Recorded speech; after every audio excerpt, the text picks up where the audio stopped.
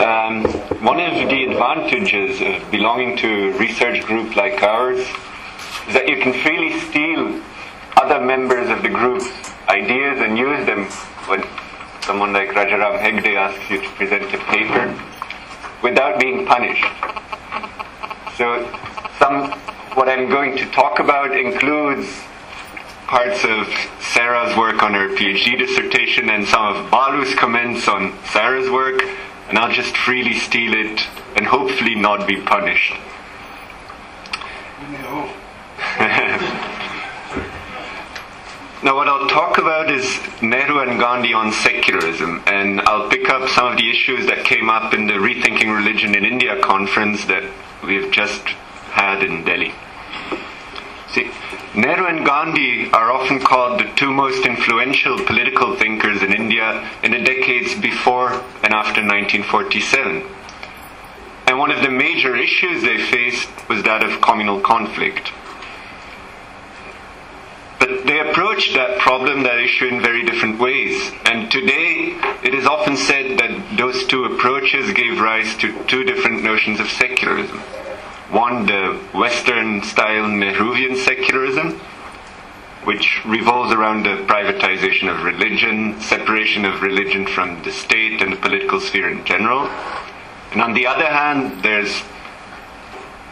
are Gandhian principles of equal respect for all religions, which are supposed to have given rise to a uniquely Indian form of secularism. Now, there are several problems in the claim that Nehru and Gandhi represent two meanings of the term secularism, one Western and one Indian. Naturally, Nehru did adopt liberal principles of secularism, which had originally developed in the post-Reformation West. But this did not just amount to appropriating a Western concept of secularism, or even a few isolated principles, but rather an entire interrelated framework of concepts like religion, rationality, the secular, equality, freedom. And that framework not only guided his description of Indian society, but also the solutions that he proposed to solve Indian society's problems. Now, thus the notion of secularism was embedded in this entire framework, and that framework determined the English language use of terms like secularism and religion. Now, if this was the case, it's not as though Gandhi could just lift any one term, like religion or secularism, out of this framework and give it a new, uniquely Indian meaning. And all these concepts are linked to other concepts, and you cannot just lift one or two or three concepts out of the framework and redefine them. Thus, to attribute to Gandhi a new, distinctly Indian meaning of the term secularism as equal respect for all religions is very problematic. Nevertheless, it is interesting to see how Nehru and Gandhi indeed seem to have completely different things in mind when they discussed religion and the relationship between politics and religion. So let us analyze some of their claims on this relationship between politics and religion and assess whether a rethinking of their political thought related to religion could be of help to India today. I'll start with the Nehruvian secularism. As most of us know, Nehru's views on religion were extremely negative. He saw religion as a set of superstitious practices and dogmatic beliefs diametrically opposed to the scientific temper that he so admired.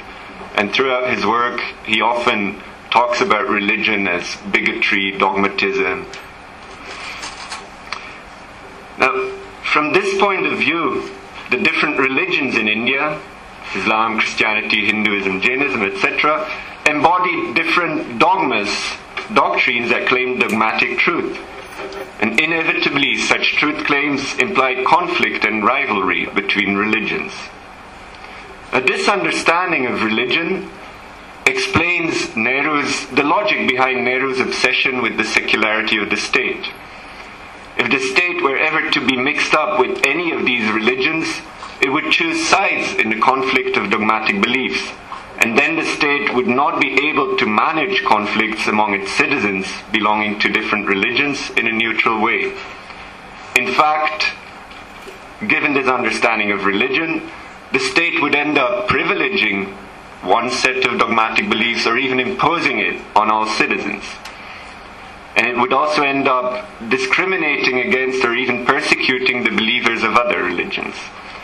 Consequently, the only possible kind of civilized state was the secular state, which would steer clear from religion and give equal rights to all citizens irrespective of caste, creed or race. But this approach took the form of a normative disjunction in Nehru's thought. Either a state lived up to the norms of liberal secularism, or the consequence would be the ruin of civilization.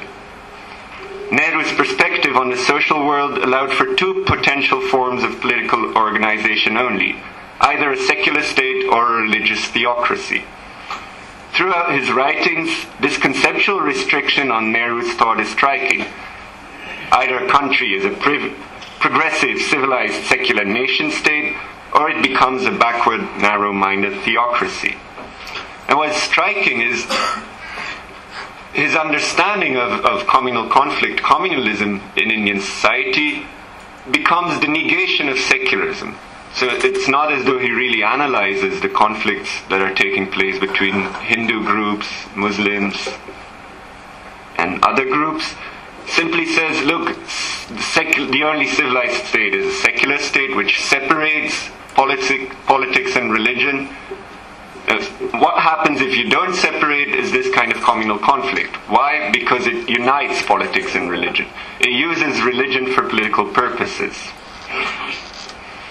So just as peaceful pluralism was equivalent to the separation of politics and religion in Nehru's mind, the inter-community violence could only be the consequence of mixing the two. Now, Nehru often puts this very bluntly. One of his speeches is titled "Toleration or Ruin." And the basic thesis of that speech is that you need toleration or India will end up in ruins. Of course, if you just define toleration as the absence of violent conflict between different groups, then this is a kind of tautology.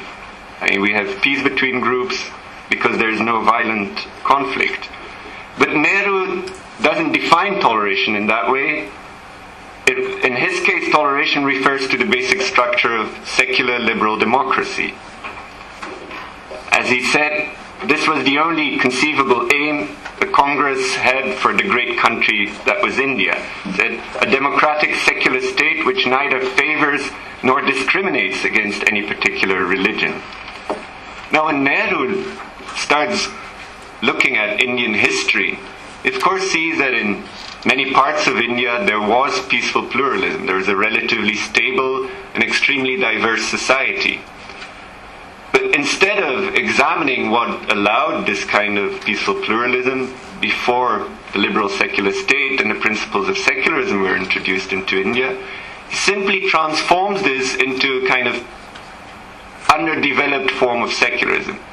He says, these people are able to live together because they had discovered something very similar to secularism and the separation of politics and religion. So when Nehru looked at India through the normative framework of modern secularism, the inter-community violence in its society inevitably became the negation of secularism, the failure to live up to the norm of separation. And this image of communalism, in its turn, compelled India to become a secular nation-state. Now, there seems to be a kind of vicious circle here. Nehru presupposes the claim that you have either a modern secular nation-state or eternal conflict and the rule of civilization. And from that perspective, secularism as the separation of politics and religion becomes the only reasonable option for India. Now turn to Gandhi. Vivek has actually spoiled this part because there's something very striking. Nehru keeps saying we have to separate politics and religion or we'll end up in tragedy, misery. Now then you read Gandhi. Politics cannot be divorced from religion. Politics divorced from religion becomes debasing. Modern culture and modern civilization are such politics. Or, I do not believe that religion has nothing to do with politics. The latter, divorced from religion, is like a corpse only fit to be buried. And I feel that if the attempt to separate politics from religion had not been made, as it is even now made, they would not have degenerated as they often appear to do. Or again, I want to give you a sense of the repetition. Many of us think that in the political life we need not bring the religious element at all. Some even go so far as to say that politics should have nothing to do with religion. Our past shows that we have rejected that doctrine, and we have always touched every form of activity with the religious spirit. And there are many similar statements.